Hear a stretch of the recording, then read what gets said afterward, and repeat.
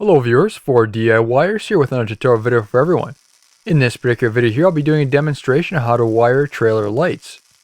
I forgot to mention a couple videos back, I have officially reached over 400 tutorial videos on my channel, so I'd like to take a moment to thank everyone. I started this channel back in 2010. It's hard to believe that it's been this long. I really appreciate all the support and look forward to bringing more helpful DIY videos to the community. So here I have an older trailer, which did need some work along with rewiring the lights. This is a fairly simple setup, no license plate light or clearance lights. Be sure to check your local laws in order to determine what is required for lights. I've also provided 3 different wiring diagrams at the end of the video for a better understanding. I already removed the old wiring that was left on the trailer and will be installing everything new except the lights. LED lights have been installed in this trailer about a year ago. If you have any paint work or welding required, I would recommend doing that first before installing the new lights. To make this tutorial a little easier to understand, I will be flipping the trailer over on its side so everything is easily viewable. This also makes everything easier to work on, so if you do have a smaller trailer and can do this, I would definitely recommend it. Here is a brand new generic wiring harness. This is just a standard 4-wire with a ground, parking, and signal or brake lights. I believe there's about 25 feet of wiring, which should be plenty for this trailer. They have provided the vehicle side of the connector too, which I don't need as the tow vehicle already has this installed. As you can see on the back of the package, they typically provide a guide if you need extra help, so this is a great reference. Next I have 1/4 inch diameter, 25 feet in length, poly split loom casing to protect the wiring. This is a must, considering the wiring will be on the underside of the trailer and is exposed to moisture, gravel, maybe salt from winter, road grime, and anything else which may damage the insulation. In order to hold the wiring in place, cable ties can be used, but I'd rather have something a little more durable and cleaner. You'll need to plan where to run the wiring, considering this is a tilt trailer. I'll be running the wiring up the center, then split it off once it gets to the back of the trailer to each light. Try to keep it away from the wheels, as this is where most of the road debris will be thrown up. At the tongue, I'll run it up on the top for the first short bit to keep it away from any hazards, and it's centered depending on which side your vehicle's trailer plug comes on. On the top, it also helps keep it away from the ground and scrubbing on the road. I've measured out the holes. Use a scriber just to lightly mark the paint, but not the steel. Be careful when using a scriber, as this can create a spot for the steel to crack, so it's normally not recommended on structural components. Use a center punch to prevent the drill from wandering. First starting out with the center drill, and then finish up with the drill bit of the correct size. Do the same for the other holes too. I'm trying to keep the wire clips somewhat closer together to prevent the wires from being caught up on anything. It'll sit inside the channel too, so it helps to add protection. If you have a tubing frame, you may consider running the wires inside of that. Being that this is a structural piece, small holes won't really affect the integrity too much. When you start cutting big holes in components, this is when the structure becomes weak.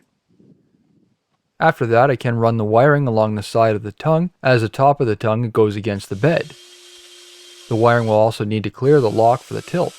I am using a paint marker, so it's a bit easier to see. Once the wiring gets to the end of the bed, it'll be wide off on each side. I'm using self-drilling screws, although I have found that they don't always work well. That's why I'm pre-drilling the holes first to the correct size. While I'm drilling, I'll also mark the holes for where the wiring is ran through the channels along the rear. Use a center drill as a pilot hole and then select the correct size for the split casing. Make sure to deburr the holes so you don't risk damaging the casing when pulling it through.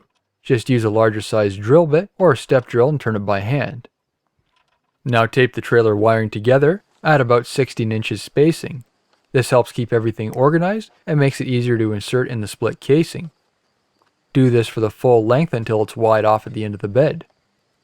Insert the wiring into the casing for the length of the tongue and the bed. At the wide portion, this will continue to one light, trim off the axis, and then the remaining section will be used on the opposite side. For the ground wire, I had to extend this. The lights are connected to the bed, but the tongue is a movable piece, which may have grounding issues at the pivot point. So the ground wire needs to be attached to the bed.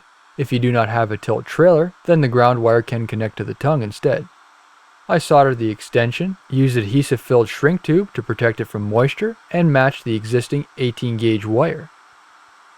Seal up the split casing at the plug using electrical tape. This will keep the debris out of the casing and prevent the wiring from popping out. Beyond that, also apply electrical tape strips, just like we did with the wiring, around portions of the split casing too. This will help keep the wiring inside and prevents dirt from getting inside as well. Moving on to installation, use those plastic loop clips with screws and install the wiring into place. For length, have the plug extend a couple inches past the end of the hitch so it has a bit of movement when turning, but do not have it tight where it can put strain on the wiring, drag on the ground, or become unplugged. This can be adjusted according to the length of your vehicle's harness too. Careful when tightening these screws, they can twist the loop, so take your time with power tools or use a screwdriver for tightening. The loops hold the wiring snug, so I was able to leave access wire on the tilt lock so there's no interference. I have left access wire at the tilt pivot too, which I'll show further on in the video. Once at the end of the bed, insert the wiring in the casing. This will be ran to the driver's side. The green and brown wire goes to the passenger or right side of the vehicle, and the yellow and brown goes to the driver or left side of the vehicle. Trim off the access wire and casing. Remove the wire from the casing, and then use the casing over on the opposite side. Feed the exposed wire into the casing. This will go against the already installed casing and tape it up after holding everything together. Feed the wire into the drilled holes. On the outside skirt, I already drilled a larger hole to accommodate a rubber grommet. For this I did use a step drill. It looks cleaner and holds the casing nice and firmly.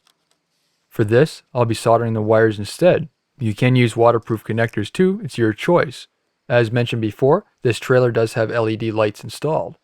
LEDs do have a longer life expectancy, so therefore you don't have to change bulbs often. They can be waterproof and also put less draw on your vehicle's electrical system.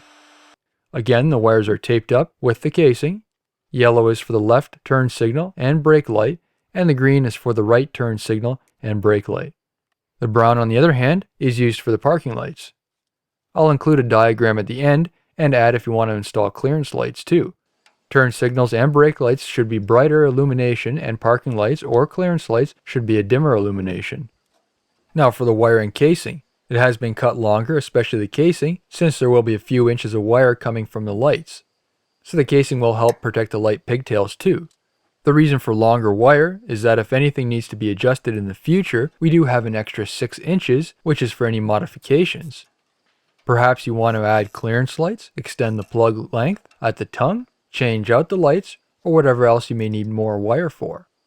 Wrap electrical tape segments around the split loop casing too, just like before. Just to give you a quick peek before I flip over the trailer, you can see the wire is fully cased in poly split loop, have a sufficient amount of loops to hold the wiring in place and prevent it from hanging down. On the back side, I have made it a few inches away from the back skirt to reduce the chance from it being gathered in mud buildup, or if a hook were to be put around the edge, it won't catch up on the wiring. There is enough access wire at the tilt pivot too. I still have to put the ground wire in. To install the ground wire, this will go on the bed directly, as mentioned before, to the frame member. Using a self-drilling screw with a pre-drilled hole, ensure there is enough wire if you are working with a tilt trailer. Install an electrical contact loop, and the mounting surface may need to be cleaned. You can even apply some liquid tape to the fasten point and around the wire to prevent any moisture from penetrating. Now to flip the trailer over on its wheels again, I need to do the opposite side that was sitting on the ground. Drill the hole for the grommet using a step drill. Install the grommet and pull through the wire. Strip the wires, solder the connection, and add heat shrink. Here I am using a handheld heat gun from Mobile Distributor Supply, made by OEM Tools. With the heat deflector, this 1500 watt heat gun is able to shrink the tube easily, either using its low setting at 482 degrees Fahrenheit or 250 degrees Celsius, or on the high setting at 842 degrees Fahrenheit or 450 degrees Celsius. The deflector helps protect the surrounding areas and provides an even heat distribution around the shrink tube. Each light has its own ground shown by a white wire that connects directly to the bed by the back of the light brackets. Again, closing the split loop end with electrical tape. And finally, we're down to testing. Ensure everything works as it should. Plug it into the vehicle. Ensure the brake lights, four-way flashers, parking lights, signal lights are all working correctly. If you are having issues, you may have a bad ground. Check the condition of the connector or the wire at the vehicle, or you may have a bad power wire connection. As for the wiring diagram, here's a couple different versions to go with. I've based it off this wiring setup where it runs up to the center and branches out at the end of the bed versus running it on each side. First is the setup I have done. Next is wiring up a license plate light if you choose that option. The license plate light would run off the parking lights, also known as a brown wire, so you can pull the power supply from either side.